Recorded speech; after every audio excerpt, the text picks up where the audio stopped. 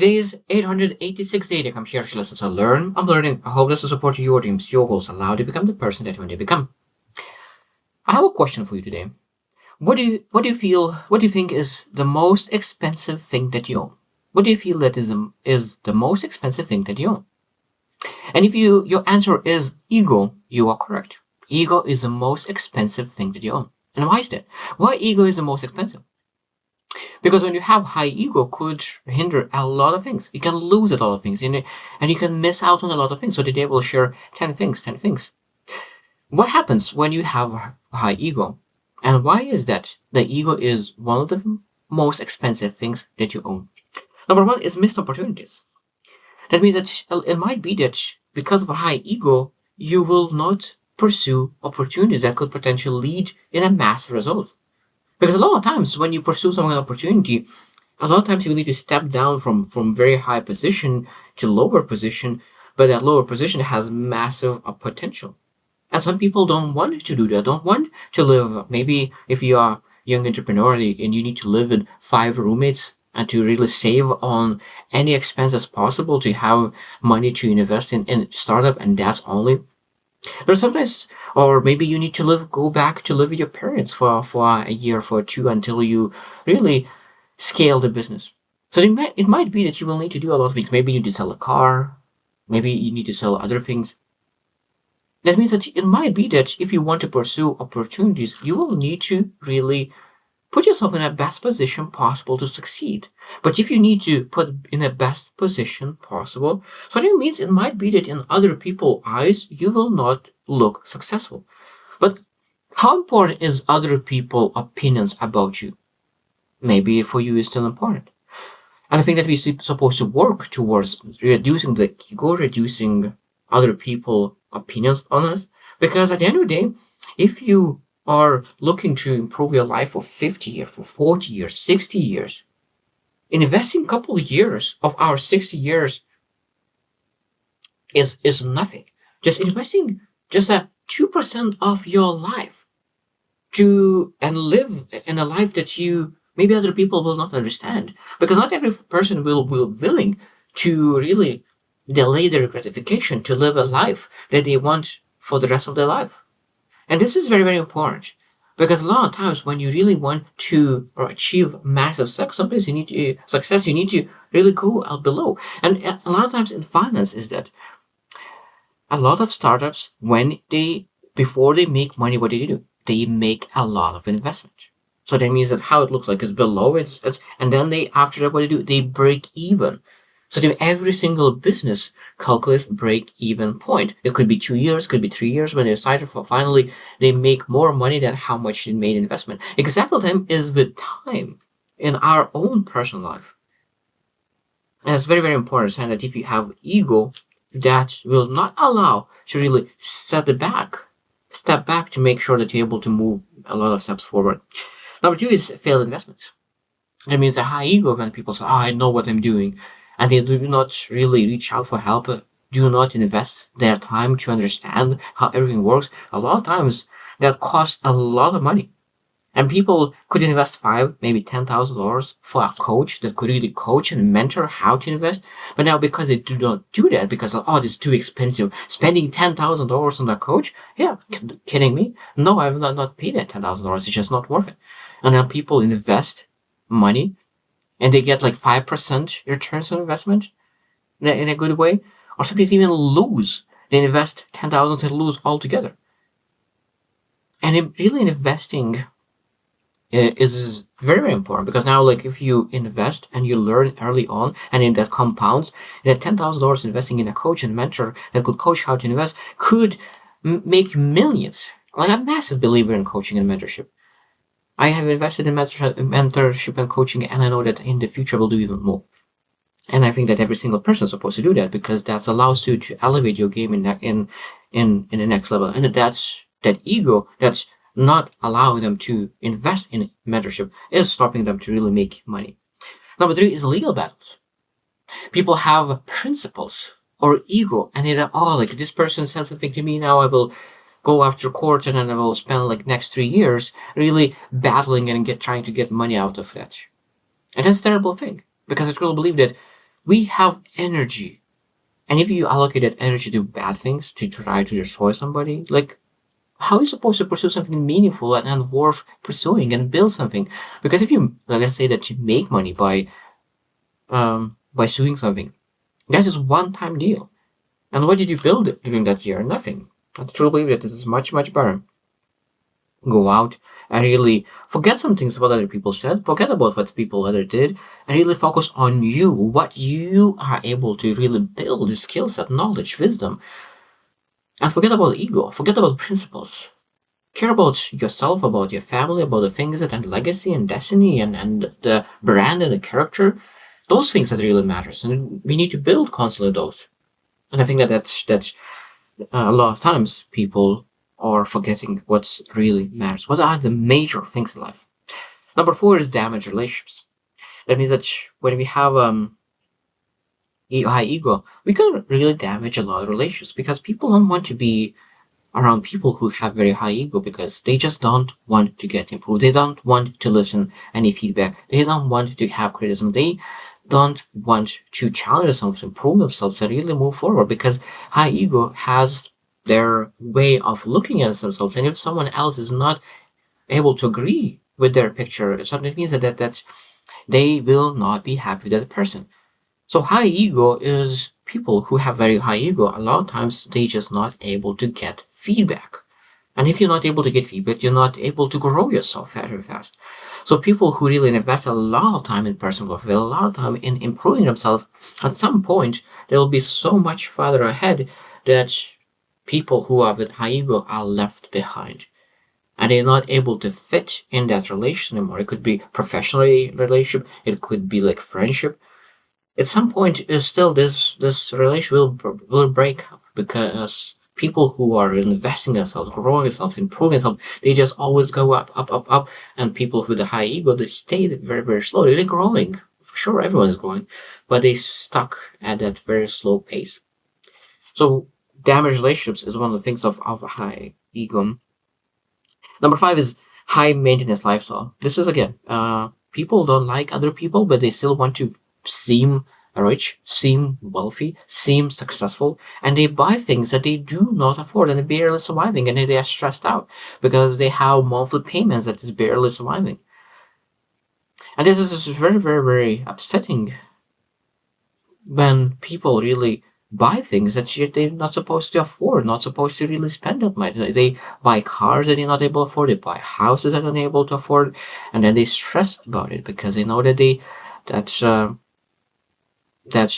at some point it might be that they fail. That's a lot of times is that I think that cars that goes to bankrupt or houses that said people could go to bankrupt. A lot of times is based, probably 90% of those are based on decisions that were based on the image of ego rather than of really making a decision based on understanding how to manage your finances. Because I think that people understand that they buy something that is not in their budget, but they're still not able to resist because they know that if their friends are buying a nice car, their friends are buying a nice house at their age, they're supposed to do that as well. They're supposed to be in the same level. And because if they are not at the same level, they seem that it's hurting their ego, they're hurting their insecurities. For me, it doesn't matter like what other people, what kind of car they have, what kind of house they have, because I have total different vision. My vision is dedicated to achieve my best version of me. My best version of me is internal. I'm working on my internal world. My internal world is that I want to buy things that makes my internal world the strongest, the best, and fastest. That means that when I think about the things that I want to invest in, for me, the most important part is how to develop my resilience, how to develop my character, how to develop my knowledge and wisdom. That's what I care about. Now, do other people see that? They do not. But do I care about it? Not, because I know that the most important person that I need to care about, the most important person I need to get approval of is myself. And if I'm approved by myself, at that moment, of course, it's much easier to get approval by others. Because if you do not have the car, the house that other potential people have, but you have the vision, the dream, the goal, and aspiration to achieve great things, and you're working, and other people see that you're working towards very, very hard, I think that people will respect, quietly respect, because you know that they a lot of times gave up on their dreams to have a job that has pretty high salary, but they have a ceiling and they do not like their job and they just do their job. But a person who really has a vision and pursues this vision with all they have will always earn respect. And at the end of the day, people will say that, oh, I always believed in you. And I think that you need to earn respect rather just to be like them. Number 6 is impulsive purchases. A lot of times people really just buy things just just just to fulfill your ego, some kind of feeling, just feel relevant, and they buy things based of impulse rather on long-term decision-making process. Because for me, like, I do not buy things easily. I don't like buying things at all. Like, the only thing that I buy probably that I really spend, I probably could reduce. I love coffee and I go to coffee shops and I work a lot of times in coffee shops, and that's where my probably the biggest expense is, that I waste my money there. But I don't see that as waste because I work very, very effectively at coffee shop. Other than that, I do not spend any money whatsoever because I know that I need my money to invest in myself, in courses, in seminars, in conferences, and that's where I love to invest my money. Number 7 is excessive debt. That means that overspending is one of the issues of high ego people. I know that few people that I know that it's very nice people, very, very nice people, but they spend on buying very, very nice things. They buy jackets that is worth like thousands of dollars, even though I know that based on their salary, they're not supposed to afford it. I know that why they did. I know why they do that, because they have high ego, they have high insecurities. And it's fortunate that people do that. And I think that we need to learn how to improve our confidence, how improve our competence and self-awareness. I think that that's really understanding who you are builds everything. Because when you understand who you are, ego reduces. When you don't know who you are, ego increases. So I think knowing yourself is the most important part, because you're able to be in any kind of room, and you know who you are. It doesn't matter what other people say. They will never never move your foundation, because you know who you are. Now, if someone else tell you who you are and you do not know who you are, of course you have a lot of insecurities. So that means that it will build a massive facade that this is I'm successful. I don't know who I am. I'm a successful person. No, it doesn't matter like how much success externally you have. As I said, that is very, very important to understand that true success is having internal success. And what is internal success? Success is peace, is joy, is fulfillment and content, is impact, significance. That those moments that you're able to say that I know why I'm here on earth. Because I love saying that there's two most important dates on in our life. First is our birth, and second is understanding why we got birth. So understanding what is the purpose, what is the meaning of our life. And I think that is really, when you work with it, when you know that, the ego is really destroyed.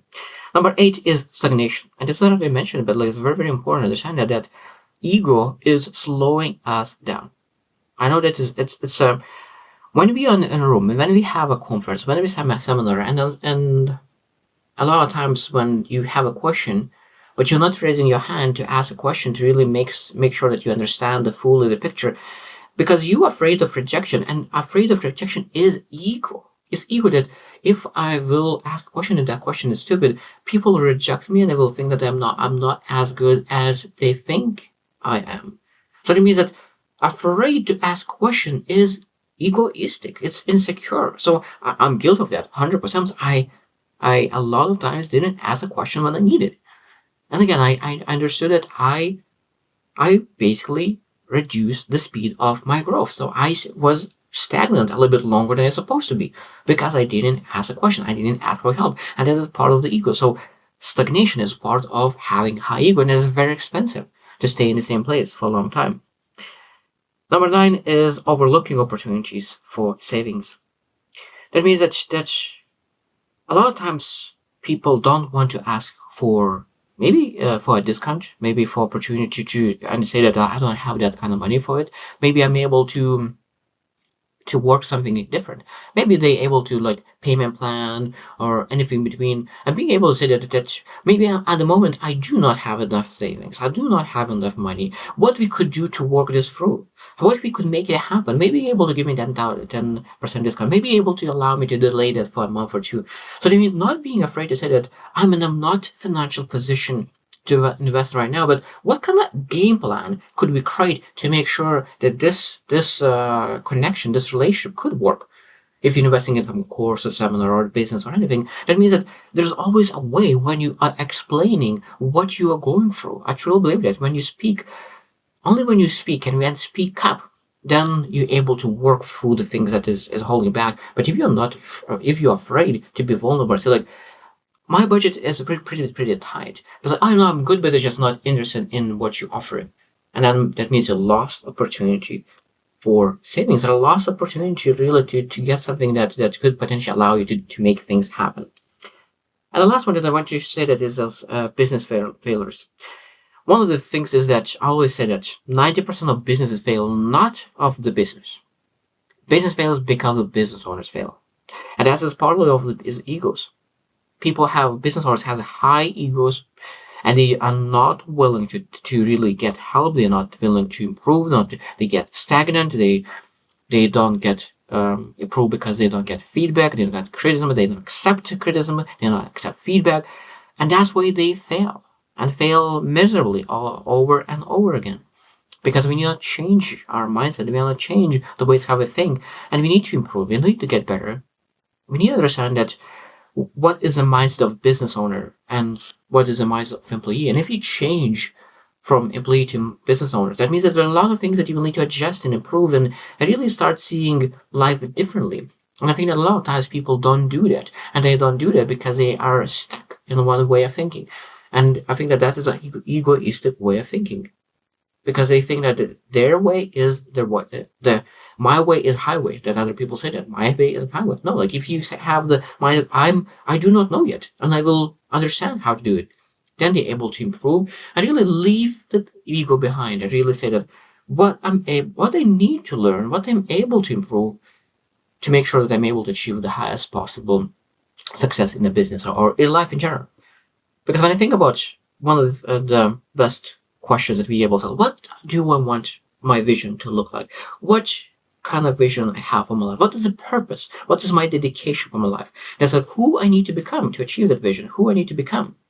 And I'm working very hard to leave the ego behind, because when you leave behind, then you're able to really improve yourself much faster. And of course, as I said it, I would love to finish with that. Ego is the most expensive thing that you have. And we need to really sell it off, that we could really invest that money, invest that time, and invest resources and energy into things that really matters and really allows us to achieve the things that we want in life. So I hope you choose to win, and see you tomorrow.